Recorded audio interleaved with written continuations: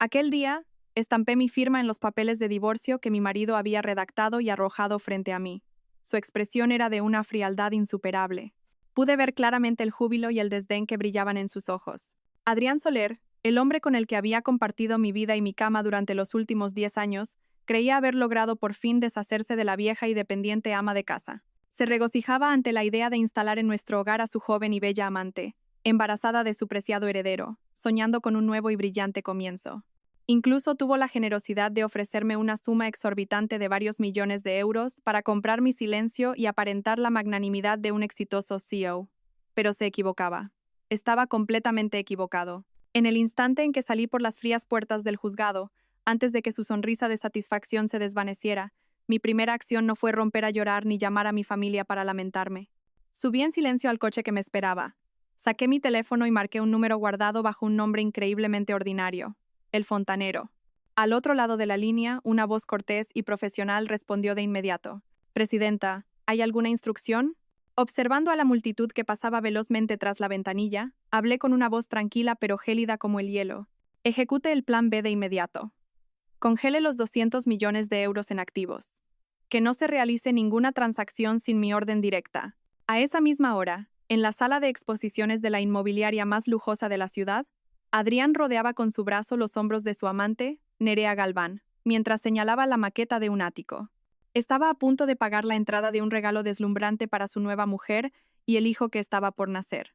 No tenía ni la más remota idea de que, en cuestión de minutos, su todopoderosa tarjeta de crédito negra sería rechazada sin contemplaciones, y que todo su imperio, la vasta fortuna que creía tener bajo su control, se desvanecería como el humo. Estaba a punto de caer de espaldas cuando un empleado del banco le comunicara una verdad increíble, una verdad que lo haría caer desde la cima del honor hasta el fondo más oscuro del abismo. Mi nombre es Elara Vargas. Tengo 35 años. Para todo el mundo, incluso para mi familia política, yo era una mujer con una suerte envidiable. Una cenicienta moderna que se había casado con el joven, talentoso y apuesto CEO de una gran corporación, Adrián Soler. Afortunada por vivir como una ama de casa en una mansión de lujo, sin preocupaciones económicas, cuidando de mi marido, yendo a balnearios y de compras. Durante 10 años ellos vieron esa fachada perfecta y se la creyeron. Olvidaron quién era yo 10 años atrás, o quizás nunca quisieron saberlo. Estimados oyentes, este fue el comienzo de una venganza sin disparos ni lágrimas, una guerra librada con cifras y frías leyes. ¿Cómo reaccionarían Adrián y su familia al descubrir que lo habían perdido todo en menos de un día? ¿Y qué otros sorprendentes pasos quedaban en mi plan para derrumbar por completo un imperio construido sobre mentiras? Si desean conocer la respuesta y acompañarme en este dramático viaje, no olviden suscribirse al canal, dar me gusta y compartir este video. Nos vemos en la segunda parte de la historia. Adiós. Mientras el sedán de lujo abandonaba el recinto del juzgado, dejando atrás la figura de un Adrián que celebraba su victoria, yo no miré hacia atrás. En mi corazón no había arrepentimiento, solo una calma aterradora. Observé mi reflejo en la ventanilla, una mujer de 30 y tantos, con un sencillo vestido de seda y un maquillaje ligero, una figura que pasaría desapercibida. ¿Quién podría imaginar que una mujer de apariencia tan común acababa de dar una orden capaz de sacudir los cimientos de un grupo empresarial valorado en 200 millones de euros? Para que entiendan cómo llegué a poseer tanto poder y por qué acepté voluntariamente vivir como ama de casa durante la última década, debo empezar la historia desde el principio.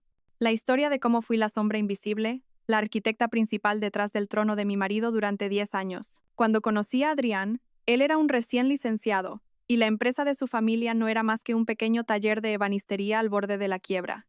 Pero yo no vi eso. Vi en él la ambición, la llama del deseo de revivir el negocio de su padre, y con el amor y la ingenuidad de la juventud, decidí ser yo quien le diera alas a esa ambición. Lo dejé todo. Abandoné una prometedora carrera en Barcelona para seguirlo a Madrid. Los primeros días fueron increíblemente duros. Vivíamos en una casa modesta con su familia. La empresa estaba ahogada en deudas y casi todos los empleados se habían marchado. Mi suegro, don Fernando Soler, el presidente, estaba postrado en cama por el shock del fracaso empresarial. Mi suegra, doña Carmen Ibáñez, no hacía más que suspirar y culpar a su inútil hijo. En medio de esa desesperación, en lugar de sentirme frustrada, una extraña emoción me embargó. Para una experta financiera como yo, una empresa al borde del colapso era como un complejo problema matemático, un desafío estimulante. No actué de inmediato. Sabía que la mentalidad patriarcal de mi familia política jamás aceptaría que una mujer, y menos aún la nuera recién llegada, se inmiscuyera en los negocios. Así que decidí ser la esposa perfecta. Cocinaba todos los días y cuidaba de mi suegro enfermo, pero cada noche, cuando todos dormían, me sentaba con Adrián en el despacho. Le pedí que me trajera todos los libros de contabilidad, todos los contratos, todos los documentos de deuda de la empresa. Y en aquella pequeña habitación mal iluminada, comencé a trabajar como una experta en reestructuración corporativa. Pasé noches en vela analizando cada cifra, encontrando agujeros en la gestión y gastos superfluos. Diseñé un plan milimétrico para Adrián. Primero, reducir el personal innecesario y adelgazar la estructura. Segundo, negociar con los acreedores para extender los plazos y presentarles una hoja de ruta de pago razonable. Tercero, y lo más importante, encontrar una nueva dirección para la empresa. Me di cuenta de que nunca podríamos competir fabricando muebles de madera convencionales. Propuse una audaz reconversión hacia la producción de muebles inteligentes y materiales de construcción ecológicos, un sector casi desconocido en España en aquel entonces. Al principio, Adrián dudó. Temía el riesgo, pero utilicé todos mis conocimientos y análisis de mercado para convencerlo. Le mostré el enorme potencial de ese nicho y le pinté una visión del futuro. Para conseguir el capital, no dudé en inyectar secretamente una parte sustancial de mi dote en la empresa, bajo la figura de un inversor anónimo. Todo se hizo a través de transacciones complejas para que nadie se diera cuenta. Adrián simplemente creyó que un benefactor había visto el potencial de la empresa y había decidido invertir. Mi plan fue un éxito más allá de lo imaginable. La nueva dirección resucitó milagrosamente la empresa. Nuestros productos de mobiliario inteligente causaron sensación en el mercado. Empezaron a llover grandes contratos. De ser un taller al borde del cierre, la empresa de mi familia política no solo se recuperó, sino que comenzó a crecer a una velocidad vertiginosa. En todo ese proceso, yo siempre estuve detrás. Cada estrategia, cada decisión crucial en qué proyecto invertir, qué empresa adquirir, incluso en qué momento salir a bolsa salía de mis manos. Escribía todos sus planes y discursos. Su único papel era memorizarlos y presentarse ante el público con la apariencia segura de un CEO competente. Él era el rostro, yo era el cerebro. Él era el actor en el escenario, y yo, la directora tras el telón. Estaba satisfecha con ese papel. No necesitaba ni fama ni poder. Me bastaba con ver triunfar al hombre que amaba y ver feliz a mi familia. Ingenuamente, creí que él entendería y valoraría mi silencioso sacrificio. No me di cuenta de que cuando un hombre alcanza el éxito con demasiada facilidad, se sumerge en una ilusión. Empieza a olvidar quién le proporcionó todo y a pensar que merece algo mejor y más nuevo que la mujer de la cocina. Durante 10 años, viviendo como una sombra, le ayudé a construir un imperio. Pero durante esos 10 años, sin darme cuenta, también creé un monstruo de soberbia y traición, un monstruo que finalmente se volvería para devorar todo mi amor y mi felicidad. Quizás se pregunten cómo llegué a tener un poder tan absoluto. ¿Cómo podía congelar los activos de todo un grupo con una sola llamada? ¿Era simplemente porque yo diseñaba las estrategias y le aconsejaba? No. Si hubiera sido solo eso, Adrián podría haberme apartado del juego fácilmente en cuanto cambió su corazón. Mi verdadero poder provenía de un secreto, una promesa solemne sellada casi una década atrás con la única persona de mi familia política que supo ver mi verdadero valor, mi suegro, don Fernando Soler. Cuando llegué a la familia, don Fernando atravesaba el peor momento de su vida. El negocio al que había dedicado su existencia se enfrentaba a la bancarrota, y el disgusto lo había hecho enfermar. Mientras lo cuidaba en el hospital, no solo cumplí con mi deber de nuera, sino que lo traté como a un padre. Pasamos muchas horas conversando, abriendo nuestros corazones. Él era un hombre brillante y perspicaz, curtido en 1000 batallas. Incluso postrado en cama, no dejaba de pensar en el futuro de la empresa. Y en esas conversaciones se dio cuenta rápidamente de algo. Esta nuera de provincias, a la que su esposa siempre había menospreciado, poseía una mente extraordinaria para la gestión y las finanzas. Se quedó asombrado cuando le señalé con precisión los errores de sus estrategias pasadas y le propuse ideas nuevas, audaces pero lógicas. Al mismo tiempo, se dio cuenta de otra dolorosa verdad. Su único hijo, Adrián, aunque apuesto y ambicioso, carecía de la determinación, la agudeza y la frialdad necesarias para ser un líder. Sabía que si le dejaba todo el negocio a Adrián, no tardaría en volver a hundirse. Reflexionó y sufrió mucho. Y una tarde, cuando estábamos solos en la habitación del hospital, tomó la que probablemente fue la decisión más importante de su vida. Elara me llamó. Su voz era débil, pero su mirada era increíblemente lúcida. tengo que pedirte algo muy importante que quiero confiarte a ti. ¿Puedes prometerme que, pase lo que pase, nunca abandonarás a Adrián ni el negocio de esta familia?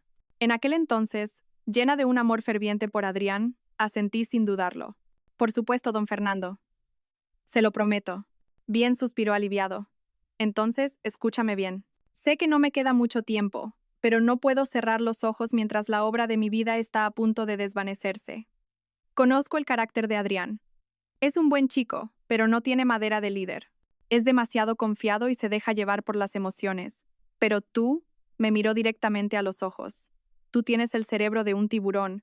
Eres fría, decidida, y ves a través de las personas. Tú eres la única que puede pilotar este barco. Y entonces me reveló su increíble plan. Había hecho que su abogado personal redactara en secreto un testamento o, más precisamente, un contrato de fideicomiso que delegaba la gestión y propiedad de todos sus bienes. Según ese contrato, tras su muerte, todas sus acciones, que constituían el 80% de la empresa, no serían heredadas por Adrián ni por su madre, sino que se transferirían a un fondo fiduciario de inversión con sede en el extranjero. Y la única persona designada para administrar ese fondo y ejercer todos los derechos era yo, Elara Vargas. Hago esto, explicó, no porque no confíe en mi hijo, sino porque lo quiero demasiado. No quiero que cargue con un peso tan grande. Tú serás quien tome las decisiones de vida o muerte desde la sombra. Adrián será el rostro, el presidente. Seguirá disfrutando de toda la gloria y la riqueza como CEO, con un sueldo y bonificaciones generosas, pero el verdadero poder debe estar en tus manos. Solo así la empresa sobrevivirá y prosperará. Esa promesa también incluía cláusulas muy estrictas para mí. Tenía la responsabilidad de hacer crecer la empresa, no podía venderla ni debilitarla. También era responsable de cuidar de Adrián y su madre, asegurándoles una vida de abundancia. Y lo más importante, este secreto debía guardarse hasta que yo sintiera que era necesario revelarlo. Era una carga pesada, pero también una muestra de confianza absoluta por parte de mi suegro. El día que falleció, le prometí en su lecho de muerte que cumpliría sus deseos. Y durante los últimos 10 años, así lo hice. Dirigí silenciosamente la empresa, convirtiendo un taller de carpintería en quiebra en un imperio de 200 millones de euros. Le di a Adrián una carrera brillante y a mi suegra una vida de reina. Cumplí con mi parte. Pero quizás mi suegro, con toda su inteligencia, no pudo prever una cosa, que cuando un hombre obtiene el poder y la fama con demasiada facilidad, engendra soberbia y traición, y que cuando su nuera de mayor confianza es acorralada, dejará de ser una sombra silenciosa. Usará el mismo poder que él le confirió para reclamar justicia por sí misma. El testamento secreto de mi difunto suegro no era solo una delegación, era una espada, y había llegado el momento de desenvainarla. Con el testamento secreto y el poder absoluto que me confirió mi difunto suegro, me dediqué a reconstruir y edificar el imperio empresarial de la familia Soler. Pero lo hice de una manera tan sutil y silenciosa como un titiritero que, oculto tras un grueso telón de terciopelo, manipula hábilmente los hilos para crear una obra perfecta. Nadie, ni siquiera mi marido Adrián o mi suegra Carmen, con quienes vivía bajo el mismo techo, se dio cuenta de mi verdadero papel. Ellos solo veían los resultados milagrosos, el éxito deslumbrante, sin saber que el artífice de ese milagro era la nuera y ama de casa a la que siempre habían menospreciado. Mi oficina no era un despacho opulento con una placa brillante en un rascacielos. Era una pequeña habitación en el ático de nuestra mansión, que yo había camuflado hábilmente como un espacio de lectura y relajación. Dentro, además de una estantería de roble llena de clásicos de la literatura, había un sistema de supercomputadoras de última generación, múltiples monitores que mostraban complejos índices bursátiles y una línea de Internet por satélite de alta velocidad instalada por separado para garantizar una conexión ininterrumpida. Ese era mi centro de mando. Desde allí, seguía las más mínimas fluctuaciones de los mercados financieros mundiales. Desde allí, con un solo clic, emitía órdenes de compra y venta de acciones y bonos por valor de decenas de millones de euros. Y también desde allí, diseñaba cada movimiento y estrategia de desarrollo para Adrián y el Grupo Soler. Mi manipulación se llevaba a cabo de una manera metódica y casi indetectable. Cada mañana, después de preparar un elaborado desayuno para toda la familia, pasaba cerca de una hora en el despacho de mi marido en la planta baja, tomando un café y leyendo la prensa con él. Pero en realidad, esa era la reunión estratégica más importante del día. Fingía leer por casualidad en un periódico económico internacional una noticia candente sobre una nueva tendencia de inversión o un movimiento inusual de un competidor. Y luego, en mi papel de esposa ignorante, Le preguntaba ingenuamente su opinión. Cariño, aquí hablan de usar inteligencia artificial en el sector inmobiliario. Suena muy complicado. Tú que eres un experto, ¿qué opinas? ¿No debería nuestra empresa investigar un poco en este campo? O bien, vaya, las acciones de ese grupo han caído a mínimos históricos. Tú que eres un genio de los negocios, ¿crees que sería un buen momento para comprar o es demasiado arriesgado? Entonces Adrián, siempre ansioso por presumir y con un conocimiento económico cercano a cero, solía descartarlo con arrogancia. Ah, ¿qué sabrás tú de negocios? No te calientes la cabeza con esas noticias. Yo me encargo de la empresa. Pero apenas 1 o 2 días después, en una reunión de alto nivel del grupo, él presentaba esas mismas ideas como si fueran su propia visión estratégica y decisión. He pasado varias noches estudiándolo detenidamente, decía con voz firme a los directivos. Creo que invertir en inteligencia artificial es el futuro, el camino para la supervivencia de nuestro grupo. Y los ejecutivos de menor rango, que eran en realidad expertos financieros que yo misma había contratado y colocado allí, aplaudían de inmediato, alabando la sabiduría, el genio y la visión de futuro del joven CEO. Cada discurso importante de Adrián ante la junta de accionistas, cada entrevista en televisión o en la prensa, estaba redactado por mí. Estudiaba minuciosamente su forma de hablar, su vocabulario, incluso sus hábitos de trabarse o tartamudear, para escribir discursos que sonaran grandilocuentes y profundos, pero que parecieran salidos de su propia mente. Su único papel era memorizarlos como un loro y actuar con confianza y carisma frente a las cámaras. Poco a poco, quizás de tanto actuar, él también empezó a creer que esas ideas y palabras eran realmente suyas. Se sumergió por completo en la ilusión de su propio talento y grandeza, sin saber que no era más que una marioneta hábilmente manipulada por su esposa, la simple ama de casa. Mientras tanto, mi suegra, doña Carmen, era la catalizadora perfecta y la fan más ferviente de la fantasía de su hijo. No sabía nada de gestión ni de finanzas, solo veía los resultados superficiales. La empresa crecía, el dinero fluía como el agua, y su hijo se hacía cada vez más famoso y aclamado. Iba a todas partes, desde las reuniones con sus amigas hasta las elegantes fiestas de la alta sociedad, presumiendo del genio de los negocios que había parido. Mi Adrián es increíble, señora solía decir, abanicándose con orgullo con un abanico de seda. Tiene el cerebro de un visionario. En solo unos años, ha convertido el taller en quiebra que le dejó su padre en un grupo empresarial gigantesco. Un hijo que supera al padre. ¡Qué bendición para la familia! Lo único que le pido ahora es que me dé un nieto para continuar el linaje. Y cada vez que alguien, por curiosidad, preguntaba discretamente sobre mi papel, el de la nuera, en ese éxito, ella fruncía los labios con desdén y agitaba la mano. «Oh, ¿qué va a saber mi nuera? Esa chica tuvo suerte de conocer a nuestro Adrián. Eso es todo. Se pasa el día en casa sin hacer nada, viviendo a cuerpo de rey. ¿Qué utilidad puede tener? Aunque bueno, es dócil y obediente, así que al menos cumple su papel». Esas palabras llegaron a mis oídos muchas veces a través del personal de servicio. Pero yo guardé silencio. Pensé que, como no sabían la verdad, no valía la pena discutir, siempre y cuando la familia estuviera en paz y Adrián aún me amara y respetara.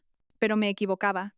Mi silencio, mi retirada, no trajeron la paz que yo anhelaba. Hizo que me despreciaran aún más, que creyeran que yo no era más que un parásito inútil, un objeto decorativo en la casa. Y eso creó las condiciones para que germinara otra tragedia, una que era inevitable. Cuando un hombre lo consigue todo con demasiada facilidad y se engaña a sí mismo pensando que lo ha logrado solo, empezará a sentir que su esposa, la ama de casa, ya no está a la altura de su grandeza. Buscará el reconocimiento fuera, en mujeres más nuevas, más jóvenes y más bellas, y la traición llegará como un destino ineludible. Cuando un hombre se para en la cima del honor sin haber sudado una sola gota, cuando está rodeado de falsos elogios y adulación, olvida fácilmente quién es y quién subió con él desde el primer escalón. Y mi marido, Adrián Soler, fue la prueba perfecta de esa cruel ley. Cuando el imperio de 200 millones de euros se consolidó firmemente gracias a una mano invisible, cuando su puesto de CEO se volvió inamovible, empezó a sentir que su papel de marido fiel y hombre de familia era demasiado aburrido y sofocante. Comenzó a anhelar nuevas aventuras y conquistas para demostrar lo que él confundía con virilidad. Y entonces apareció ella, como una elección predestinada, perfecta para sus necesidades del momento, Nerea Galván. Una joven modelo que acababa de entrar en el mundo del espectáculo, con un cuerpo glamuroso y un rostro de belleza inocente pero calculadora. Fue contratada por el departamento de marketing del grupo como imagen de un proyecto inmobiliario de un resort de lujo en Ibiza. Y durante el trabajo conjunto, en las fiestas sociales, Su admiración explícita e intencionada no tardó en captar la atención de Adrián. Para un hombre como él, embriagado por la ilusión de su propio talento, la adoración de una mujer joven, bella y famosa, era un estimulante irresistible, una droga. Junto a mí, su esposa, que conocía su verdadera naturaleza y veía a través de todas sus debilidades e ineptitudes, nunca podía sentirse como un rey o un santo. Podía amarlo, cuidarlo y aconsejarlo, pero no podía mirarlo con la veneración de una fanática. Yo sabía que era solo una marioneta. Pero Nerea era diferente. Ella lo veía como un auténtico genio de los negocios. En cada fiesta, elogiaba hasta la saciedad su inteligencia, su decisión y su visión de futuro. Le dio exactamente lo que le faltaba, lo que yo nunca podría darle, un reconocimiento ciego y falso, y se lanzaron al fuego como polillas, uno por vanidad, la otra por codicia. Al principio, su relación adúltera no eran más que citas secretas después del trabajo, mensajes dulces borrados apresuradamente antes de llegar a casa. Pero a medida que se adentraban en esa relación prohibida, y probablemente por la presión de Nerea, Adrián empezó a volverse mucho más audaz e imprudente. Ya no intentaba ocultarse meticulosamente. Las reuniones de negocios imprevistas se hicieron más frecuentes, al igual que las llegadas a casa en mitad de la noche, oliendo a alcohol y a un perfume desconocido. Yo lo sabía todo, lo sentía todo. La intuición de una mujer, combinada con la agudeza de una analista financiera, me mostraba claramente sus cambios anómalos. Si hubiera querido, podría haber encontrado pruebas en un instante. Una llamada al equipo de ciberseguridad del grupo y tendría en mis manos todos sus registros de llamadas, mensajes e incluso su ubicación. Pero no lo hice. ¿Por qué? No porque ya no lo amara, aunque mi amor por él se había enfriado hacía mucho tiempo. Desde el día en que llegó a casa, me arrojó un plan de negocios lleno de errores y me exigió que lo corrigiera para la mañana siguiente. Mi silencio no era por miedo o debilidad, sino porque mi orgullo era demasiado grande. Yo, Elara Vargas, nunca me rebajaría a los celos, nunca convertiría mi matrimonio en un melodrama barato para el disfrute del público. Opté por observar en silencio, como un tiburón que nada pacientemente alrededor de un barco a punto de hundirse, esperando el momento perfecto para atacar. Ingenuamente, esperaba que él se detuviera, que se diera cuenta de quién era realmente importante y volviera. A mi manera, intenté retenerlo haciendo crecer aún más el grupo, demostrándole mi valor. Pero todos mis esfuerzos fueron en vano. A sus ojos, mi silencio no era tolerancia, sino la debilidad e impotencia de una mujer parásita. Eso solo lo convenció más de que yo nunca lo abandonaría, que no renunciaría a esta vida de lujo. Pensaba, ¿cómo podría vivir sin su apoyo una ama de casa que no había puesto un pie en el mundo laboral en 10 años? Esa ilusión, junto con el vientre creciente de Nerea, lo empujó a la decisión final, la más cruel e inhumana. Decidió abandonarme para estar con su amante de forma abierta y legal, y eligió dar el golpe de gracia en nuestro aniversario de bodas, el día en que pensó que yo estaría más débil y vulnerable. La trajo a casa, exhibiendo públicamente su traición, y me arrojó a la cara las palabras más hirientes junto con los papeles del divorcio. La marioneta que yo había creado con mi juventud y mi esfuerzo, ahora intentaba derrocar y destruir a su propia creadora. No tenía ni idea de que, al hacerlo, estaba activando el interruptor de una bomba de tiempo, una que haría estallar su imperio, su futuro y la ilusión de su propia grandeza. Cuando Adrián Soler, el marido al que había dedicado mi juventud, trajo a su amante embarazada a casa para exigirme públicamente el divorcio, pensé que aquello era el colmo de la crueldad, la última puñalada en un corazón ya lleno de cicatrices. Pero me equivocaba. La reacción de mi suegra, doña Carmen Ibáñez, la mujer a la que había servido durante más de una década y a la que había proporcionado una vida de reina, fue lo que realmente me hundió en la desesperación y encendió en mí una llama de odio y la determinación de hacerles pagar. Al principio, cuando Adrián terminó de anunciar el divorcio, vi un atisbo de sorpresa y desconcierto en el rostro de doña Carmen. Pero esa sorpresa se desvaneció en un instante.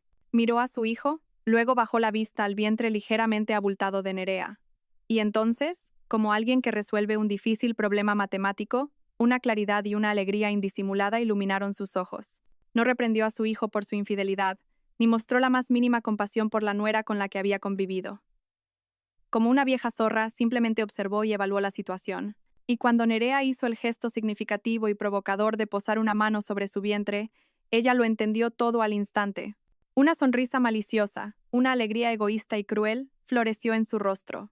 «Oh, Dios mío, es verdad. ¡Qué maravilla, hijo mío! Por fin piensas en la familia», exclamó, dando una palmada. Su voz sonaba más feliz que cuando la empresa de su hijo cerró un contrato multimillonario. Corrió, no hacia mí para consolarme o sostenerme, sino hacia Nerea. Le tomó las manos y miró su vientre con una alegría infinita. Mi nieto. El heredero de nuestra familia está aquí. Hija, con una noticia tan buena, ¿por qué no lo dijiste antes? Te habría preparado caldos reconstituyentes. Ven, ven, siéntate y descansa. Moverse mucho no es bueno para mi precioso nieto. Sentó a Nerea en el sofá de diseño italiano, que yo había pagado, tratándola con la delicadeza con que se trataría a una princesa heredera. Con una amabilidad exagerada, le sirvió agua, le acomodó un cojín y, con una voz empalagosamente dulce, le hizo 1000 preguntas. ¿De cuántos meses estás?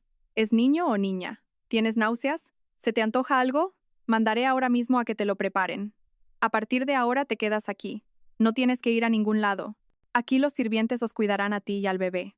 Yo observaba atónita aquella conmovedora escena de futura suegra y nuera. Para ella, yo, la esposa legítima y la verdadera dueña de esa casa, ya era invisible. Peor que invisible. Era un obstáculo, una molestia, un mueble viejo que había que quitar cuanto antes para hacer sitio a lo nuevo. Y no me hizo esperar mucho.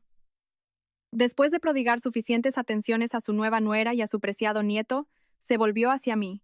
Esta vez, en su rostro no quedaba ni rastro de fingimiento, solo frialdad, arrogancia y un júbilo indisimulable. El ara dijo. Mi nombre sonó extrañamente frío y distante en sus labios.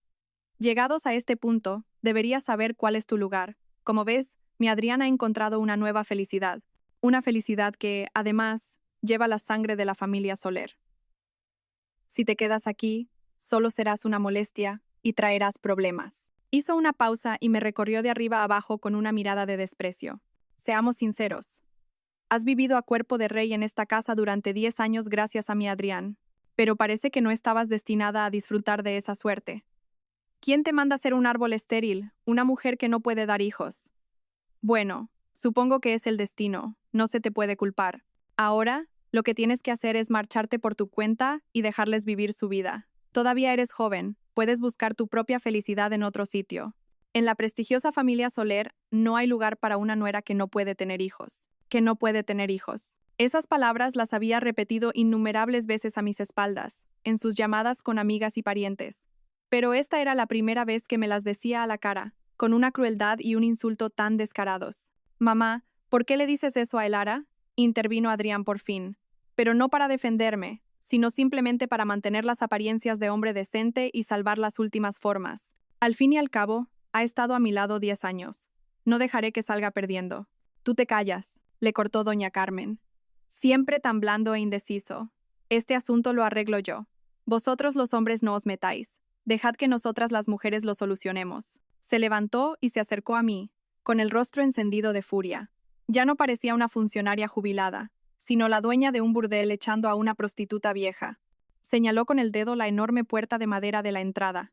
Recoge tus cosas personales y lárgate de esta casa ahora mismo. Te doy 15 minutos. A partir de este momento, ya no eres mi nuera ni parte de esta familia. No me obligues a llamar a seguridad. Sería aún más vergonzoso para ti.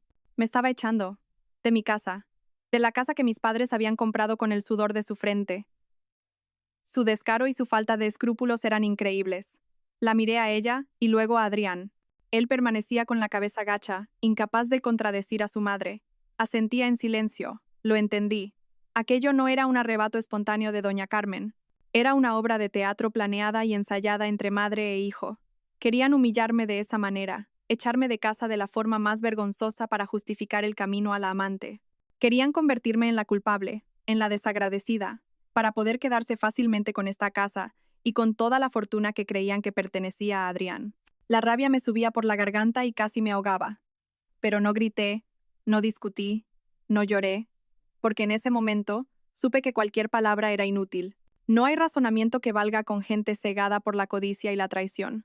Los miré una última vez, una mirada larga, para grabar en mi mente los verdaderos rostros de estas personas ingratas, y me di la vuelta. Sí, me iría, pero no con las manos vacías y humillada. Me iría llevándome todo lo que me pertenecía, y además les haría pagar el precio más alto, un precio inimaginable, por la farsa de la expulsión que acababan de representar. Después de echarme de casa con éxito, Adrián Soler y su madre se sumieron por completo en la alegría y el júbilo. Esa noche, celebraron una pequeña fiesta para limpiar las malas energías y dar la bienvenida al nuevo miembro de la familia. Doña Carmen no paraba de elogiar la decisión de su hijo y la simpatía de su futura nuera. Adrián, aunque al principio sintió un leve remordimiento, pronto lo olvidó todo con los dulces halagos de Nerea. Estaba completamente convencido de haber tomado la decisión más acertada de su vida. Creía haber dejado atrás un pasado aburrido para avanzar hacia un futuro más brillante. A la mañana siguiente, para demostrar su estatus de CEO y ganarse el corazón de su amante embarazada, Adrián decidió comprarle a Nerea una nueva mansión, tal como había prometido. Dijo que, aunque la actual era lujosa, estaba contaminada con rastros del pasado y no era digna de la nueva señora de la casa. Quería un comienzo completamente nuevo, en un lugar completamente nuevo. Condujo su Porsche de lujo, con Nerea vestida con ropa de maternidad de alta costura, hacia la zona residencial más cara de Madrid, a orillas del río. Un enclave exclusivo de áticos y mansiones multimillonarias para la élite. Adrián ya le había echado el ojo a un ático dúplex de unos 500 metros cuadrados con piscina privada y vistas panorámicas al skyline de la ciudad. El precio, por supuesto, era astronómico, 40 millones de euros. Al entrar en la sala de exposiciones con el aire de un hombre de negocios triunfador, Adrián fue inmediatamente rodeado por el personal de ventas, que lo trató como a un rey. Rodeó a Nerea con el brazo, dio una vuelta y señaló con la mano el modelo de ático más caro. Nos quedamos con este, dijo, con la indiferencia de quien compra verduras en el mercado. El personal quedó impresionado. Nerea estaba tan feliz que se sonrojó. Se apoyó en Adrián, con los ojos llenos de orgullo y adoración. Una elección excelente, señor Soler. Para formalizar la reserva, necesitamos un depósito del 10% del precio, es decir, 4 millones de euros. ¿Prefiere pagar con tarjeta o por transferencia? Con tarjeta, respondió Adrián con aire despreocupado. Sacó de su cartera de piel de cocodrilo una imponente tarjeta de crédito negra, sin límite, reservada para clientes VIP. Se la entregó al empleado con orgullo. Este era el momento que había estado esperando, el de exhibir su riqueza y poder frente a una belleza. El empleado tomó la tarjeta respetuosamente y la insertó en el datáfono. Tecleó la cantidad de 4 millones de euros y le pasó el terminal a Adrián para que introdujera su PIN. Adrián pulsó con indiferencia los números de siempre. Tanto él como Nerea esperaban conteniendo la respiración el bip y la impresión del recibo. Pero en lugar del familiar sonido, en la pantalla del datáfono apareció un mensaje en letras rojas. Transacción denegada. Contacte con su banco. La sonrisa se congeló en el rostro de Adrián. ¿Qué pasa? Su máquina debe de tener un problema. Inténtelo de nuevo, dijo, con un ligero tono de irritación.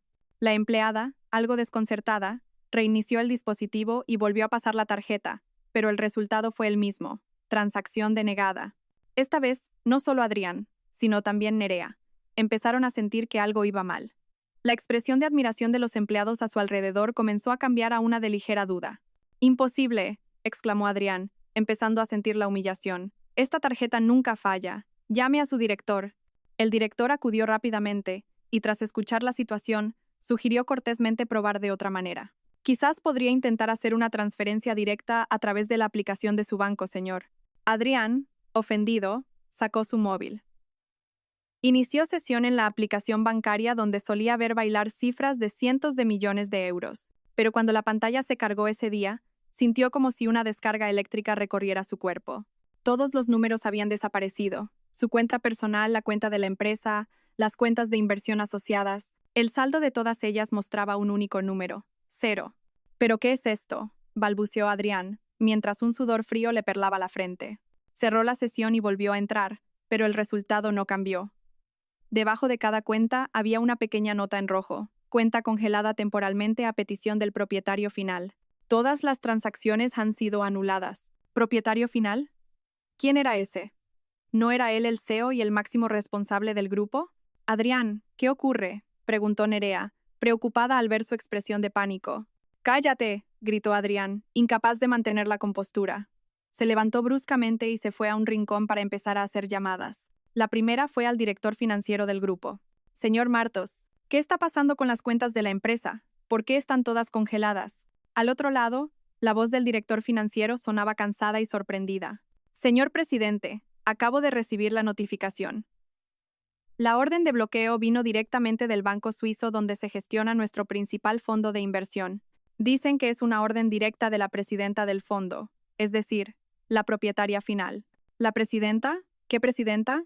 Mi padre falleció, y yo soy el que manda». gritó Adrián al teléfono. No, no lo sé, señor. Solo me han dicho que la persona que ha dado la orden se llama Elara Vargas. Elara Vargas. El nombre fue como un rayo que golpeó el cerebro de Adrián. Se quedó paralizado, casi se le cae el teléfono. Imposible. ¿Cómo puede ser ella? ¿Cómo puede una ama de casa parásita tener tanto poder? Tenía que haber un error. El shock en el banco era solo el comienzo de la pesadilla, el preludio de la terrible verdad que estaba a punto de afrontar. Tras el primer golpe en la inmobiliaria, Adrián Soler salió de allí como alma que lleva el diablo, dejando atrás a una Nerea desconcertada y las miradas despectivas del personal de ventas. Se derrumbó en su Porsche, sintiendo que el mundo giraba a su alrededor. Elara Vargas. ¿Cómo es posible que sea Elara? Tenía que ser un terrible error. Quizás ella se había confabulado con el director financiero para gastarle una broma pesada. Marcó apresuradamente otro número, esta vez el del jefe de contabilidad del grupo, en quien confiaba ciegamente. Señor Ruiz, compruébelo ahora mismo. ¿Hay algún problema con el sistema financiero del grupo? ¿Por qué están todas las cuentas bloqueadas? Al otro lado de la línea, la voz del contable también estaba llena de pánico y miedo. Señor presidente, yo tampoco entiendo nada. Esta mañana hemos recibido un correo del Sistema de Administración Superior informando de una reestructuración de todos los permisos de operación financiera. Todos sus accesos y los de los demás directivos han sido revocados. La orden viene de alguien con el cargo de presidenta del Consejo de Administración, un cargo del que nunca había oído hablar. ¿Presidenta del Consejo? ¿Quién es? ¿Cuál es su nombre? Gritó Adrián, con el corazón a punto de salírsele del pecho. Sí, el correo especifica que la persona que ocupa ese cargo es la señora Elara Vargas. Otra vez Elara Vargas. Esta vez no había duda. Su nombre, unido a un cargo tan poderoso, confirmaba un hecho innegable. Su esposa, la ama de casa a la que acababa de desechar, de alguna manera, controlaba el sustento financiero de todo el grupo. Pero, ¿cómo? ¿Cómo una mujer que solo se dedicaba a las tareas del hogar podía tener un poder tan aterrador? Adrián, enloquecido, llamó a un directivo tras otro, pero todos le dieron respuestas similares. Ellos eran solo asalariados, obedecían órdenes de arriba, y ahora su superiora no era el CEO Adrián Soler, sino la presidenta Elara Vargas. Presa del pánico, la impotencia y la rabia, Adrián condujo como un loco de vuelta a casa. Necesitaba una explicación, necesitaba saber la verdad. Al llegar a la mansión, encontró a su madre, doña Carmen, dando órdenes alegremente al personal para redecorar su antigua habitación para la nueva señora de la casa. «Mamá, ha pasado algo terrible», irrumpió Adrián, con el rostro pálido. Le contó todo, la tarjeta rechazada, las cuentas congeladas y el repentino nombramiento de Elara como presidenta. Doña Carmen, al escucharlo, primero se quedó boquiabierta de incredulidad, pero esa expresión pronto se tornó en furia. «¿Qué? ¿Esa arpía se ha atrevido a hacer algo así?», gritó con una voz aguda. «¿Con qué derecho? Si no es más que una mantenida, una mujer estéril. Seguro que ha hecho alguna artimaña. Se ha compinchado con esos directivos traidores para robarle la empresa a mi hijo». La codicia y la ignorancia le impedían aceptar la verdad. A sus ojos, yo seguía siendo la nuera de provincias, nada más. No podía creer que yo pudiera tener un poder real. «No, no podemos dejar que se salga con la suya», dijo, paseándose por la habitación. «Seguro que lo hace para vengarse, para presionarnos y conseguir más dinero en el divorcio. Tenemos que ir a buscarla y ponerla en su sitio. Hay que recordarle que, aunque esté divorciada, sigue siendo la nuera de esta casa y no puede actuar así». La ira y la ilusión de su autoridad de suegra la cegaban. No se daba cuenta de que las tornas habían cambiado por completo. Seguía pensando que podía avasallarme y educarme con su estatus. «Vamos, llévame ahora mismo donde esté esa», le ordenó a su hijo. «He oído que se está quedando temporalmente en el ático de una amiga, en el residencial Alcázar. Vamos para allá. Tengo que cantarle las 40. Le voy a dar una lección». Adrián, en ese momento, también estaba sumido en el pánico y la rabia. Ya no tenía la cabeza fría para sopesar la situación. Él también quería encontrarme, enfrentarme a mí y descubrir la verdad. Él también creía que esto no era más que una sucia treta por mi parte, una que podría reprimir fácilmente con su fuerza de hombre. Y así, una persona enfurecida y otra en pánico, madre e hijo, condujeron para buscarme, con la ciega convicción de que todavía tenían la sartén por el mango. No sabían que estaban caminando directamente hacia una trampa más grande, una obra de teatro que mi difunto suegro y yo habíamos preparado 10 años atrás. En medio de una rabia y confusión extremas, Adrián Soler y su madre condujeron el Porsche a toda velocidad hacia el lujoso residencial Alcázar, donde creían que me alojaba temporalmente. Doña Carmen, en el asiento del copiloto, con el rostro desencajado, no dejaba de proferir insultos, llamándome víbora e ingrata. Incluso ya había trazado un plan en su mente. Al llegar, montaría un escándalo, lloraría y gritaría, contándole a todo el mundo mi deslealtad y traición para avergonzarme y obligarme a devolverles todo. Adrián, por su parte, conducía en silencio, apretando el volante. Él también imaginaba la escena en la que me interrogaría y, con su autoridad de marido, me haría confesar mi complot. Ambos seguían sumidos en su ilusión de poder, sin darse cuenta de que el mundo había cambiado por completo. Su sedán de lujo se detuvo frente al vestíbulo de la torre más opulenta del complejo. Salieron del coche con la actitud segura de la clase alta, pero esa seguridad se desvaneció al instante. Justo cuando iban a entrar en el vestíbulo, dos altos guardias de seguridad uniformados salieron a su encuentro y les cortaron el paso. «Disculpen, ¿a quién buscan?», preguntó uno, con voz educada pero firme. Doña Carmen frunció el ceño, molesta. «Apártense. Venimos a ver a un familiar en la planta 35. Lo siento, pero ¿a quién buscan exactamente en la planta 35? ¿Y tienen cita previa?», insistió el segundo guardia, manteniendo su postura. «¿Acaso tengo que informarles a ustedes de a quién vengo a ver?», gritó doña Carmen. «Venimos a ver a mi nuera, Elara Vargas. Somos familia. ¿Qué cita ni qué nada?». Al oír el nombre y el número de planta, los dos guardias se miraron, y el primero habló con un tono aún más firme. «Lo lamento, pero tenemos instrucciones de la propietaria del apartamento de no permitir el acceso a ningún visitante que no esté en la lista de invitados autorizados. Y sus nombres no están en esa lista. Por favor, retírense». «¿Qué? ¿Se atreve a hacer eso?», exclamó doña Carmen, furiosa. «Si está viviendo de prestado en casa de una amiga, ¿cómo se atreve a dar órdenes a los guardias? ¿Ustedes saben quién soy yo? Soy su suegra. Apártense ahora mismo». Adrián, temiendo que su madre montara una escena y lo dejara en evidencia, la apartó rápidamente. Intentando ser más diplomático, sacó una tarjeta de visita de su cartera. «Buenos días.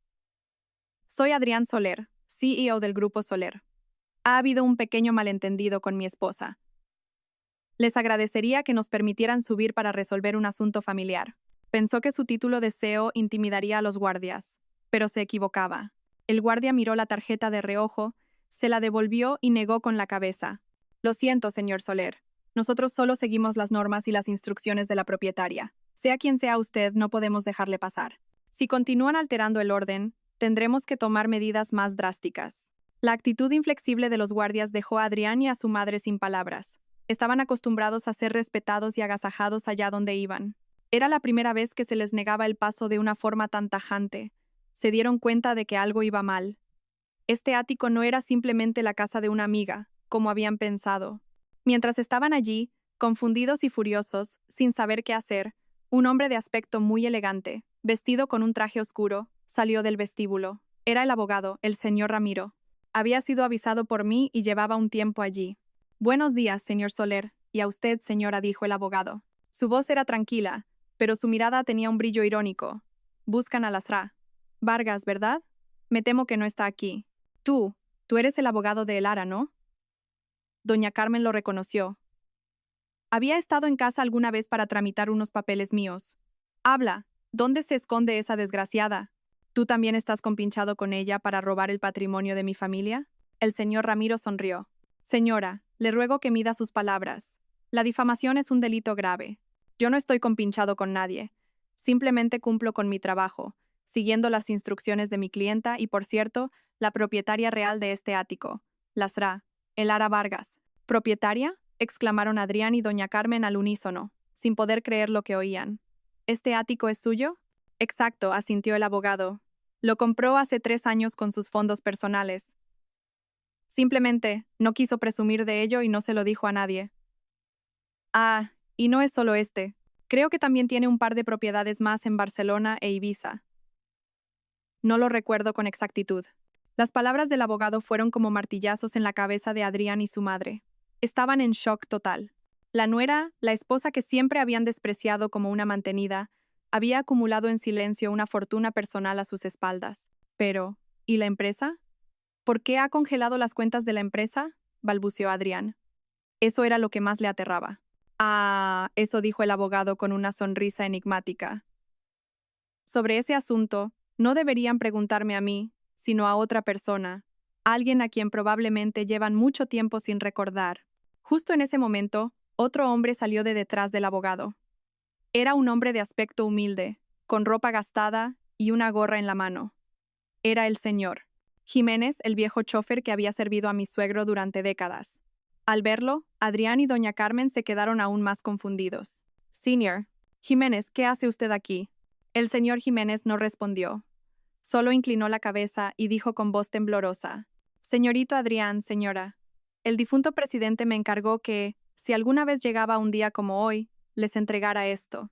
Dicho esto, el señor Jiménez sacó del bolsillo un sobre amarillento, desgastado por el tiempo, y se lo entregó respetuosamente a Adrián con manos temblorosas. La visita fallida acababa de abrir la puerta a un secreto aún mayor, una verdad que estaba a punto de ser revelada.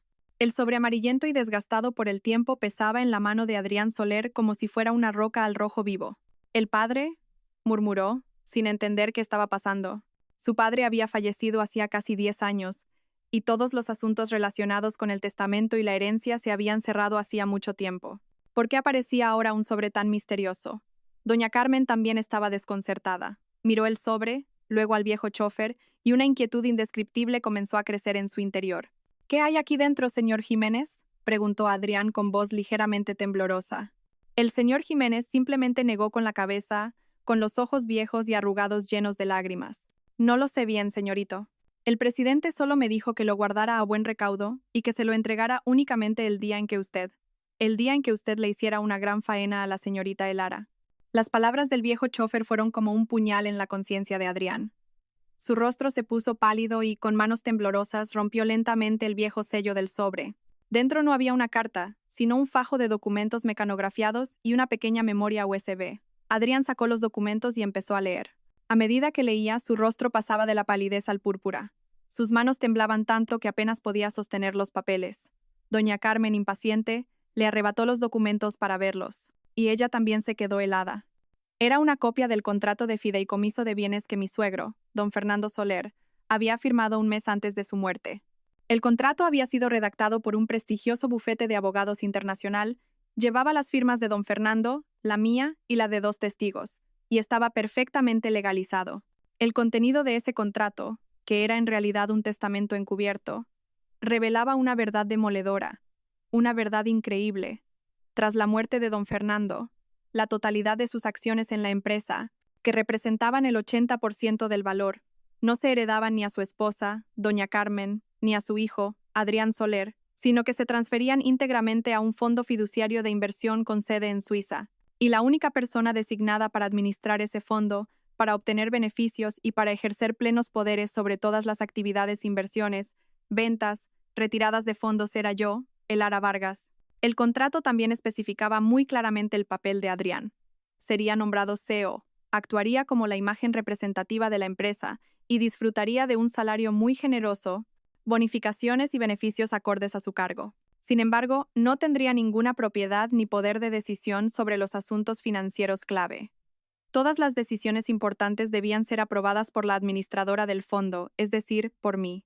Dicho sin rodeos, él no era más que un empleado de alto standing en la empresa de su propia familia. Adrián y su madre estaban estupefactos, sin palabras. Releyeron el contrato una y otra vez, como si no pudieran creer lo que veían. ¿Por qué? ¿Por qué don Fernando había hecho algo así? ¿Por qué había confiado más en una nuera recién llegada que en su propio hijo y su esposa? Fue entonces cuando el abogado, el señor Ramiro, que había permanecido en silencio, habló. Su voz era fría y clara. Quizás si ven esto, entiendan mejor las razones de don Fernando. Tomó la memoria USB de la mano de Adrián, la conectó a una tablet que traía consigo y giró la pantalla hacia ellos. En la pantalla apareció un video. Era una grabación de los últimos días de don Fernando, en la habitación del hospital. Estaba sentado en la cama, demacrado y débil, pero con una mirada increíblemente lúcida y penetrante. Estaba hablando, y la persona sentada frente a él, escuchando atentamente, era yo. La voz de don Fernando, débil pero firme, resonó. Sé que no me queda mucho tiempo.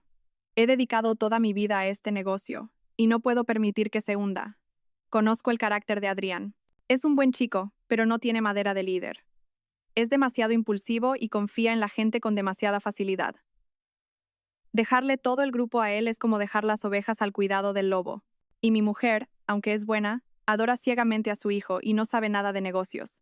Le he dado muchas vueltas. Hizo una pausa y tosió. Luego me miró, con una profunda confianza en sus ojos. Punto hasta que apareciste tú, Elara. Con solo unas pocas conversaciones, supe que tenías una mente extraordinaria. Tienes la agudeza, la determinación y la frialdad que se necesita para los grandes negocios.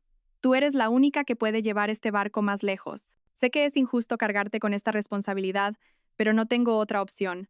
Tómalo como la súplica de un padre.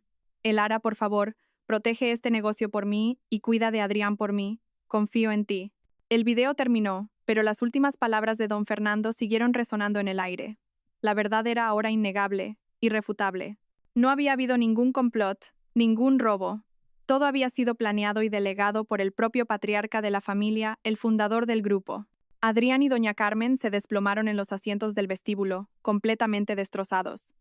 Toda su ira y sus acusaciones ahora parecían ridículas. Habían intentado insultar y dañar a la misma benefactora que había sostenido silenciosamente a la familia durante la última década. Ellos mismos habían destrozado la obra de teatro perfecta que don Fernando había creado para proteger su vida de abundancia. Ahora lo entienden, ¿verdad?, dijo el señor Ramiro, recogiendo la tablet. Lasra. Vargas no ha robado nada a nadie. Al contrario, ha cumplido fielmente la voluntad de don Fernando, trabajando incansablemente para convertir una empresa en quiebra en un imperio de 200 millones de euros, para que ustedes pudieran vivir como lo han hecho. La orden de congelar las cuentas no es un acto de venganza, sino simplemente el ejercicio de su legítima autoridad como propietaria, gestionando y protegiendo los activos de los riesgos que ustedes mismos estaban creando. La verdad había salido a la luz, pero en lugar de alivio solo trajo más desolación y desesperación. Adrián y su madre se dieron cuenta de que no solo habían perdido la fortuna, sino todo, la confianza de su difunto padre y marido, y la dignidad para seguir adelante. Tras la demoledora revelación de la verdad, Adrián Soler y su madre ya no se atrevieron a montar más escándalos en el vestíbulo del edificio. Regresaron a casa sumidos en la más absoluta desolación y desesperación.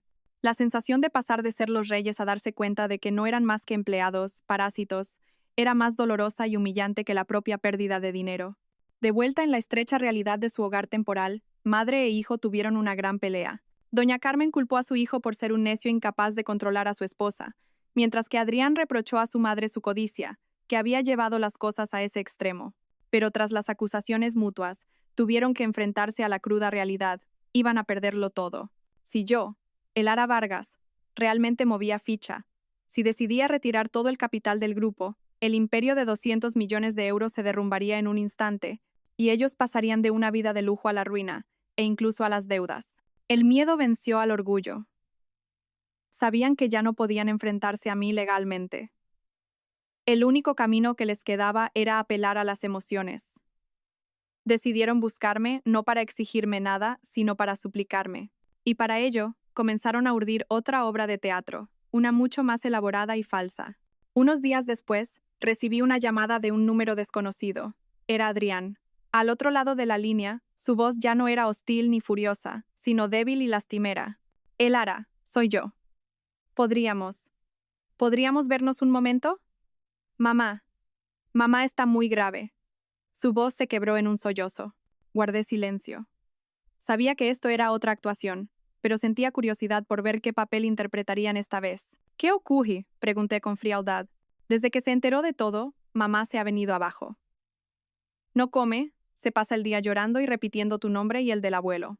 El médico dice que el shock ha sido demasiado grande y que si sigue así, podría ser peligroso. Elara, sé que me equivoqué. Mamá también se equivocó.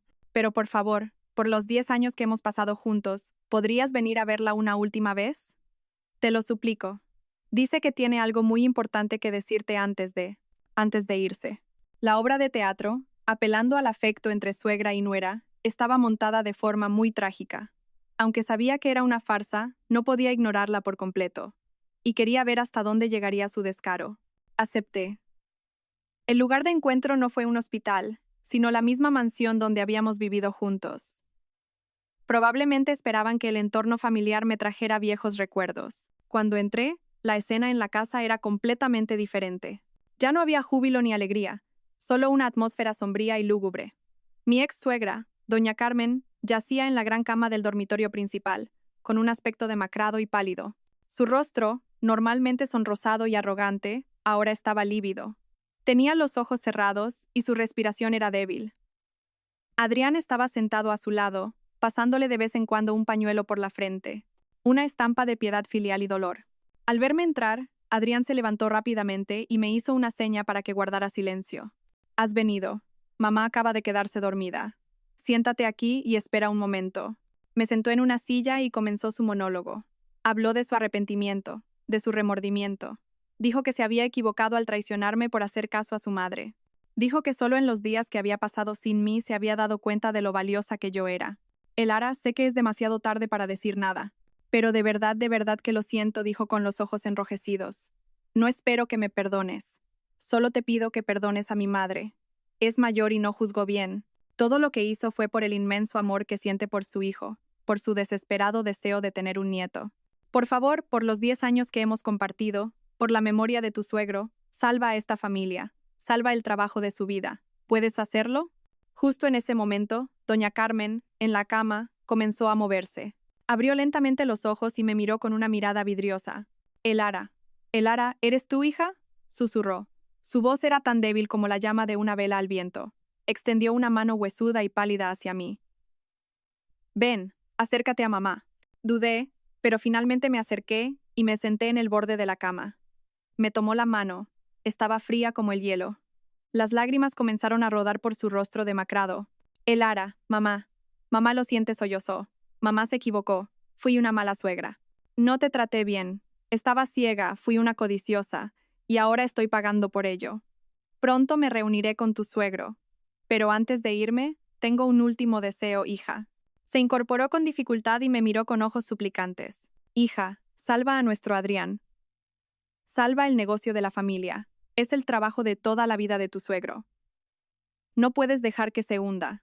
Yo me arrodillaré si es necesario. Haré lo que quieras. Pero por favor, no retires los fondos. No abandones la empresa.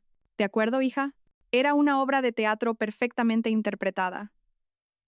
El tono de voz, la mirada, cada lágrima, todo estaba meticulosamente calculado. Ya no exigían ni ordenaban. Usaban las emociones, el afecto conyugal y la memoria de los difuntos para atarme, para apelar a mi compasión. Pensaban que yo, una mujer sentimental, no podría ser cruel ante semejante escena, pero una vez más me subestimaron. Puedo ser sentimental, pero no soy estúpida. Y sabía muy bien que detrás de esas lágrimas se escondía un cálculo inalterable. Sentada junto al falso lecho de enferma de mi ex-suegra, aún con mi mano atrapada en la suya, escuché sus súplicas y lamentos, observando la trágica obra que madre e hijo intentaban representar a la perfección. Una en el papel de la anciana madre moribunda, arrepentida en el último momento. El otro, en el del hijo devoto sumido en el dolor. Utilizaban todos los recursos a su alcance, los sentimientos, el afecto conyugal, incluso la memoria de mi difunto suegro para crear una jaula invisible de culpa, para encerrarme en ella y hacer que mi corazón se ablandara y cediera. Pero se equivocaban. 10 años de vivir en su hipocresía me habían enseñado una cosa. Nunca confíes en las lágrimas de los egoístas. La miré. Vi su rostro demacrado, pálido por el miedo y la falta de sueño de los últimos días. Vi las lágrimas que corrían por sus mejillas, pero no sentí ni una pizca de compasión. Solo me pareció ridículo. Retiré suavemente mi mano de la suya. Señora, dije. Mi voz seguía siendo tranquila, pero fría y distante. Ya no es necesario que siga actuando. Su obra de teatro ya me cansa. Mis palabras fueron como un jarro de agua fría sobre la obra en su punto culminante. Doña Carmen se quedó helada. Sus sollozos cesaron. Adrián me miró con los ojos como platos, sin poder creer que pudiera ser tan despiadada. ¿Qué estás diciendo?, balbuceó doña Carmen. Tu madre se está muriendo y tú dices que está actuando. Si usted se muere o no, no es algo que yo pueda saber, dije, caminando hacia la ventana. Pero si yo no hubiera congelado los activos, probablemente ahora estaría usted de compras con su hijo y su amante, buscando una casa nueva, ¿verdad? Me di la vuelta y los miré directamente a los ojos. ¿Creen que unas cuantas lágrimas y unas palabras de disculpa pueden borrar 10 años de sufrimiento? ¿Creen que pueden borrar la traición y la humillación que me infligieron? ¿Creen que sigo siendo la misma Elara estúpida de antes? ¿Que se ablandará con unas pocas palabras dulces y volverá a sacrificarse? Solté una risa seca y sarcástica. Se equivocan. Esa Elara está muerta. Murió el día en que su hijo trajo a su amante a casa y usted aplaudió. La persona que tienen delante es la presidenta del Consejo de Administración del Grupo Soler. Y no he venido aquí a escuchar sus lamentos, sino a hablar de negocios. La palabra negocios en mis labios dejó a madre e hijo boquiabiertos. No entendían a qué me refería. No les di tiempo a pensar. Me acerqué al escritorio de la habitación y saqué un fajo de documentos que había preparado. Lo coloqué sobre la mesita de noche, junto a la cama de doña Carmen. Esta es mi propuesta. Adrián se apresuró a coger los documentos y los leyó. A medida que leía, su rostro cambiaba de color. No era un acuerdo de paz, sino una propuesta para reestructurar todo el poder del grupo. Según esta propuesta dije, con la voz fría y firme de una mujer de negocios negociando, no retiraré los fondos del grupo. Seguiré invirtiendo e incluso inyectaré más capital para la expansión. Eso salvará a la empresa de la quiebra y a ustedes de la ruina. Al oír esto, un atisbo de alivio y esperanza apareció en los rostros de doña Carmen y Adrián. Pero inmediatamente aplasté esa esperanza. Sin embargo, enfaticé, a cambio hay varias condiciones. Primero, usted, señora, y el señor Adrián Soler, me cederán el 20% restante de las acciones que poseen a su nombre en las filiales. Sumado al 80% que ya administro, eso significa que tendré el 100% de la propiedad del grupo. ¿Qué? Gritó Adrián. Eso es un robo. ¿Robo? Arqué una ceja. Yo diría que es una recuperación. Simplemente recupero lo que me correspondía por mi trabajo. Pero no se preocupen, no soy tan cruel. Continué con la segunda condición. Una vez que asuma la presidencia, reajustaré el puesto del señor Adrián Soler. Ya no será CEO. Será degradado a subdirector del equipo de ventas, un puesto más acorde con sus capacidades reales. Seguirá viniendo a trabajar y cobrará un sueldo como un empleado normal. Por supuesto, ya no habrá coche de lujo, ni chofer personal, ni gastos ilimitados. Tendrá que aprender a vivir con su sueldo. Y usted, señora, me volví hacia doña Carmen. Podrá seguir viviendo en esta mansión en calidad de madre de un empleado del grupo. Yo seguiré cubriendo todos los gastos de manutención y del personal de servicio, pero se acabaron los viajes a Europa y las compras de lujo. Tendrá que aprender a vivir una vida normal, como cualquier otra jubilada. Y la última y más importante condición los miré a ambos. A partir de ahora tienen prohibido interferir en la gestión del grupo o en mi vida personal. Todas las decisiones las tomaré yo sola. Esta es mi propuesta. Era una oferta que no les dejaba otra opción: aceptar y vivir una vida normal, aunque no tan opulenta como antes, o rechazarla y enfrentarse al colapso del grupo, la pérdida de todo su patrimonio y empezar de cero. No los enviaba a la cárcel ni los dejaba en la calle, pero les quitaba lo que más valoraban, su poder y su vida de reyes. Era un castigo más doloroso que la pérdida de dinero. Doña Carmen y Adrián se quedaron sentados, estupefactos. Su trágica obra de teatro había fracasado por completo. Solo ahora se daban cuenta de que la persona que tenían delante no era la nuera o la esposa a la que podían manipular con emociones, sino la verdadera tiburón, la presidenta fría, decidida y sin un ápice de tolerancia del imperio. Después de mi fría propuesta, tanto Adrián Soler como su madre quedaron en un estado de parálisis. No podían aceptar ni rechazar. Intentaron de nuevo apelar a los viejos tiempos, a los lazos familiares, incluso a la memoria del difunto padre de Adrián, pero yo ya no me conmoví en lo más mínimo. Les di exactamente 24 horas para pensar y firmar el acuerdo. De lo contrario, cumpliría mi palabra y retiraría todo el capital. En medio de esta tensa situación, otro personaje, que había quedado momentáneamente olvidado, apareció de repente para complicarlo todo aún más: Nerea Galván, la amante embarazada de Adrián. Cuando las cuentas de Adrián fueron congeladas y la compra de la mansión fracasó, Nerea empezó a sentirse inquieta, pero no se rindió por completo. Creía que, mientras tuviera en su vientre al heredero, al tesoro que aseguraría la continuación del linaje, todavía tenía la sartén por el mango. Pensaba que, por muy mal que estuvieran las cosas, la familia Soler no se atrevería a maltratar a su propio nieto. Se quedó en el lujoso apartamento que Adrián le había conseguido, esperando buenas noticias de su amante. Pero cuando Adrián llegó con el rostro desencajado y le contó mi propuesta, que sería degradado y que toda la familia dejaría de vivir con la opulencia de antes, Nerea no pudo quedarse de brazos cruzados. Su sueño de convertirse en la esposa de un magnate estaba a punto de hacerse añicos, así que decidió actuar por su cuenta. No vino a buscarme a mí. Probablemente sabía que enfrentarse a mí directamente en ese momento era inútil. Eligió un objetivo más fácil de atacar: su futura suegra, doña Carmen. Ese día, mientras doña Carmen seguía en cama, atormentada por mi decisión, Nerea se presentó sin ser invitada. Ya no tenía el aspecto dulce y salamero de antes. Entró directamente en la habitación y se sentó en una silla frente a doña Carmen, con una actitud desafiante. Señora, dijo, yendo directamente al grano. He oído que la hermana Elara ha vuelto y quiere quedarse con toda la fortuna de la familia. ¿Es eso cierto? Doña Carmen suspiró y asintió con cansancio. Sí, esa mujer lo controla todo. Mi hijo y yo estamos a su merced. ¿A su merced? Se burló Nerea. ¿Cree que una mujer traicionada por su marido y echada por su suegra va a tener piedad? ¡Qué ingenua! No los va a dejar en paz. Los torturará lentamente. Se vengará haciéndoles vivir una vida peor que la muerte. Las palabras de Nerea fueron como agujas que atravesaron los miedos de doña Carmen. Entonces, ¿qué hacemos ahora?, preguntó con voz de pánico. ¿Qué hacemos?, dijo Nerea con una sonrisa calculadora. ¿Ha olvidado que todavía le queda un as en la manga, señora? Y ese as está aquí, en mi vientre.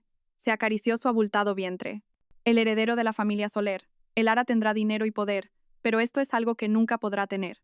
Con esto en nuestras manos, todavía podemos darle la vuelta a la partida. ¿Qué quieres decir? Doña Carmen no entendía. Quiero decir, Nerea se acercó y susurró que no podemos dejar que la hermana Elara se lo quede todo.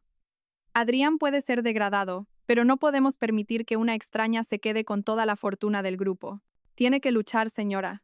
Exíjale que, si quiere mantener la empresa, tiene que ceder una parte considerable del patrimonio para asegurar el futuro de su nieto. Yo no pido mucho. Solo una mansión, un coche y una pensión mensual suficiente para criar a nuestro hijo como se merece. Es su derecho. La estaba incitando a enfrentarse a mí, a exigirme una parte de la fortuna. Suegra y nuera unidas contra la exesposa. Era una farsa ridícula. Al principio, doña Carmen dudó. Estaba demasiado asustada por mi frialdad y determinación. Pero la idea de tener que vivir una vida modesta, sin poder presumir ni disfrutar, y sobre todo, pensando en su nieto, hizo que la codicia volviera a brotar en su interior. Y así comenzó una lucha interna entre las dos mujeres, una exnuera y una futura nuera. Nerea no dejaba de ir a la casa para llorar y lamentarse ante doña Carmen, pintándole un futuro miserable en el que su nieto sufriría y no tendría lo que le correspondía. Incluso llegó a insinuar que, si la familia no le garantizaba una vida de lujo para ella y su hijo, no sabía si podría conservar al bebé. Un chantaje descarado. Cegada por las incitaciones y las amenazas de Nerea, doña Carmen comenzó a presionar de nuevo a Adrián. Le lloraba diciendo que no podía permitir que su nieto saliera perdiendo. Le exigía que se enfrentara a mí con más dureza, que reclamara los derechos de su propio hijo. Adrián, atrapado en medio, se encontraba en una situación imposible. Por un lado, su poderosa exesposa, que controlaba su sustento económico. Por otro, su amante embarazada y su madre codiciosa, presionándolo sin cesar. Estaba destrozado, sin saber qué hacer. La casa donde antes había sido el rey se había convertido en un campo de batalla de discusiones e intrigas interminables. Yo me enteré de todo a través del leal personal de servicio, pero me limité a observar en silencio. Quería ver hasta dónde llegarían en el caos que ellos mismos habían creado, y quería ver qué elección tomaría el causante de todo, mi exmarido. Acorralado, por un lado, por mi presión y la amenaza de perderlo todo, y por otro, por el chantaje y las exigencias interminables de su amante Nerea, Adrián Soler se derrumbó por completo. Ya no tenía cabeza para trabajar. Se pasaba los días ahogado en alcohol y en discusiones interminables. Doña Carmen, presionada por mí y a su vez por su futura nuera, entró en un estado de auténtica locura. La codicia, la vanidad herida y el miedo a perderlo todo la convirtieron en una bestia acorralada, dispuesta a hacer la locura más grande con tal de darle la vuelta a la situación. Después de varios días de cavilaciones, decidió jugar su última carta, la que ella consideraba la más astuta y malvada. Ya no se enfrentaría a mí con leyes ni lógica. Usaría un arma mucho más temible, la opinión pública. Quería convertirme, de víctima traicionada, en una nuera despiadada y una esposa cruel que había utilizado artimañas para usurpar la fortuna de su familia política. Quería usar la presión social y las calumnias para manchar mi reputación, para que no pudiera volver a levantar la cabeza. Su plan se ejecutó de forma metódica. Contactó a varios periodistas de la prensa rosa, de esos que están dispuestos a vender su pluma por dinero. Les contó una historia trágica y conmovedora. En esa historia, ella era la pobre suegra que había dedicado su vida a su hijo y a su futuro nieto. Su hijo, Adrián Soler, era un genio de los negocios que había levantado un imperio por sí solo. Y yo, Elara Vargas, era una chica de provincias con suerte, rescatada por el amor de su hijo. Según su relato, durante los últimos 10 años, yo no había hecho nada más que vivir a cuerpo de rey y disfrutar. Pero cuando mi marido triunfó, me consumieron los celos y no quise que tuviera un hijo con otra mujer. Y al descubrir que mi difunto suegro, en un acto de confianza, me había dejado parte del control de la empresa, cambié por completo. Utilicé complots y artimañas para quedarme con toda la fortuna, echar a mi marido y a mi suegra de su propia casa, e incluso dar la espalda a mi nieto nonato. Era una historia perfectamente construida, que apelaba a la psicología de las masas. La envidia hacia los ricos, la compasión por los ancianos y los niños, y el prejuicio contra las mujeres ambiciosas y calculadoras. Unos días después, decenas de artículos y noticias falsas publicaron la historia al unísono, con titulares sensacionalistas. La desgarradora historia de la usurpación de una fortuna familiar, la tragedia de un joven CEO, despojado de todo por su esposa ama de casa tras 10 años de matrimonio, suegra ruega entre lágrimas que su nuera devuelva la fortuna por el bien de su nieto. Los artículos provocaron una tormenta en las redes sociales. Mis fotos, las de Adrián, las de doña Carmen y Nerea, se difundieron sin control. Miles de comentarios maliciosos e insultos se dirigieron hacia mí. Me llamaron víbora, desagradecida, mujer sin corazón. Nadie se molestó en conocer la verdad. Simplemente creyeron la trágica historia que doña Carmen había inventado. Mi honor y mi reputación, por los que había luchado toda mi vida, estaban siendo pisoteados y destruidos por ellos en cuestión de días. Doña Carmen estaba muy satisfecha con su jugada. Pensaba que yo, una mujer que valoraba su honor, no podría soportar esta presión. Creía que, asustada, iría a buscarla para negociar y aceptaría sus condiciones. Pero, una vez más, se equivocaba. No entendía que un tiburón, una vez que decide salir al mar, no teme a las pequeñas olas. El ataque de la opinión pública era solo una molestia, no algo que pudiera derribarme. Sabía que la mejor manera de lidiar con los rumores no es desmentirlos, sino aplastarlos con una verdad más grande y poderosa. Y estaba decidida a mostrarles esa verdad, a ellos y a toda la sociedad. Ante la tormenta mediática orquestada por Adrián Soler y su madre, no reaccioné durante 3 días. Me limité a observar en silencio. Mi silencio los envalentonó aún más y despertó la curiosidad del público. Pensaron que me había quedado sin palabras, asustada. No sabían que mi silencio era la preparación para el contraataque final, un golpe fulminante que pondría fin a todo. Al cuarto día, cuando la historia de la nuera malvada estaba en su punto álgido de interés, mi empresa, el Grupo Soler, emitió un comunicado de prensa sorpresa. Al día siguiente por la mañana se celebraría una rueda de prensa oficial para anunciar a la nueva presidenta del Consejo de Administración y aclarar los rumores relacionados con asuntos internos del grupo. El anuncio causó un gran impacto. ¿Nueva presidenta? ¿No era Adrián Soler el CEO y máximo responsable? ¿Quién sería la nueva presidenta? ¿Y a qué rumores se referían? Toda la atención de los medios y del público se centró en esa rueda de prensa. A la mañana siguiente, el auditorio principal del grupo estaba abarrotado de periodistas de todos los principales medios de comunicación. Adrián y su madre también estaban presentes. Se sentaron en las primeras filas, reservadas para la familia, con una expresión de curiosidad mezclada con una ligera inquietud. No entendían qué trama estaba urdiendo. A las 9 en punto, comenzó la rueda de prensa. El primero en subir al escenario no fui yo, sino el abogado de mi difunto suegro, un letrado de edad avanzada y gran prestigio en el mundo jurídico. De forma solemne, hizo público el testamento de don Fernando y el contrato de fideicomiso, revelando ante toda la prensa la verdad sobre la propiedad real y el control del grupo. El auditorio entero quedó estupefacto. Y mientras todos aún estaban asimilando la noticia, aparecí yo. Ya no era la Elara con aspecto de ama de casa. Vestía un traje sastre blanco, elegante y poderoso, diseñado a medida. Llevaba el pelo recogido en un moño alto que dejaba al descubierto mi frente despejada y un maquillaje ligero pero decidido. Caminé con confianza, exudando el aura de una verdadera presidenta. Me planté frente al atril. Recorrí con la mirada todo el auditorio, y mi vista se detuvo en Adrián y su madre, que estaban sentados con los rostros pálidos, sin una gota de sangre. Señoras y señores, dije, y mi voz resonó clara y firme a través del sistema de sonido.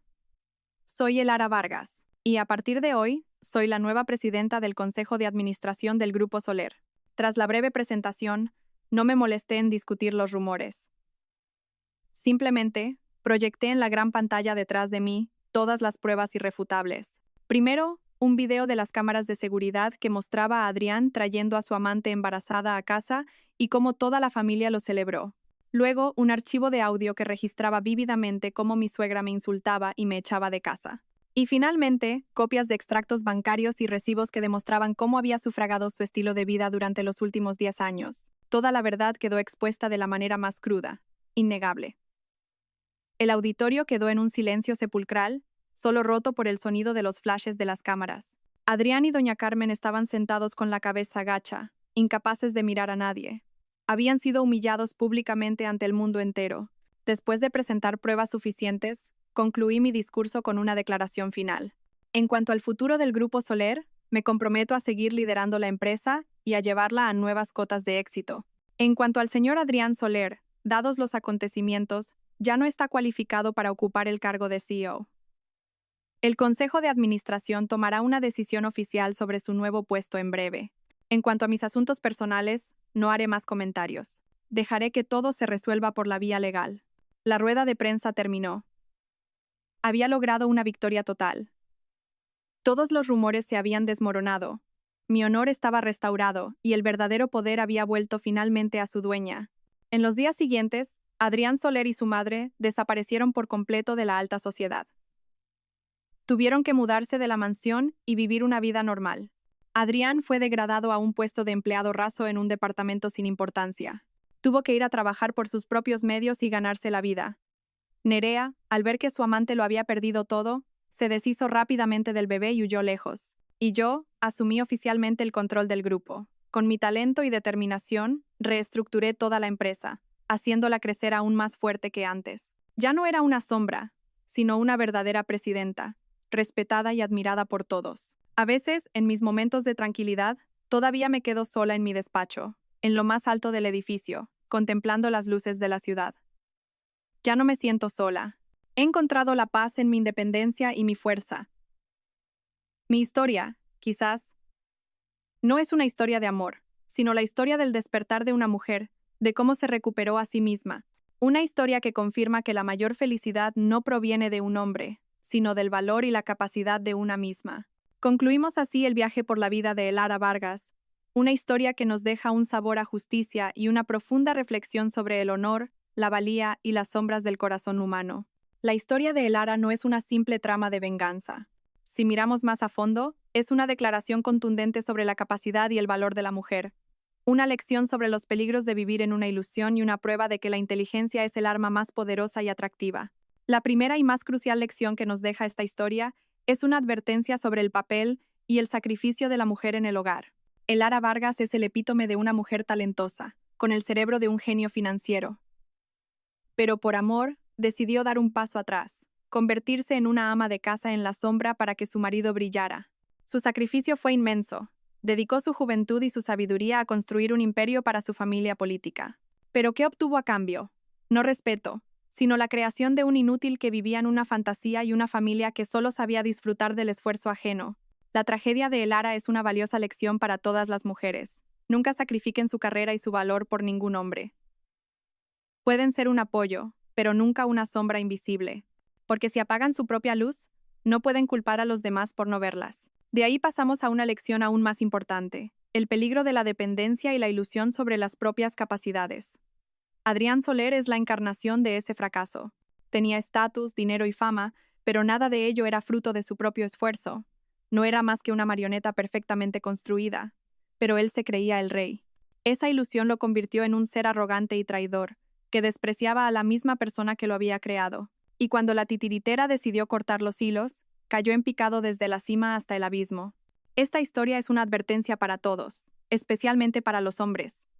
Nunca construyan su carrera sobre una base de mentiras o dependencia de otros. El verdadero éxito debe provenir de la propia capacidad, del sudor y del esfuerzo. Porque todo lo que se obtiene con demasiada facilidad, se pierde con la misma rapidez. Y quizás, lo que hace que esta historia sea tan inspiradora, es la brillante remontada de Elara. No usó lágrimas ni recurrió a los celos, usó su arma más poderosa, su inteligencia y su poder financiero. Demostró que cuando una mujer tiene el conocimiento y la independencia en sus manos, ninguna fuerza puede subestimarla o pisotearla. Su venganza no fue destructiva, sino que buscaba restablecer el orden, devolver cada cosa a su justo valor. No los echó a la calle sin piedad, simplemente les quitó lo que no les pertenecía y los obligó a enfrentarse a su verdadera naturaleza y capacidad. La historia de Elara Vargas es una poderosa confirmación de que, en la sociedad moderna, el valor de una mujer ya no se limita a ser una buena esposa y madre en la cocina. La inteligencia, la valentía y la independencia económica son los adornos más preciosos y la armadura más sólida. Aprendan constantemente, mejoren y atrévanse a aprovechar las oportunidades para afirmar su propio valor. Si esta historia les ha aportado una nueva perspectiva y profundas lecciones sobre la vida, y los ha motivado a convertirse en una mejor versión de ustedes mismos, no duden en suscribirse al canal, darle a me gusta y compartir este video. Muchas gracias por su atención.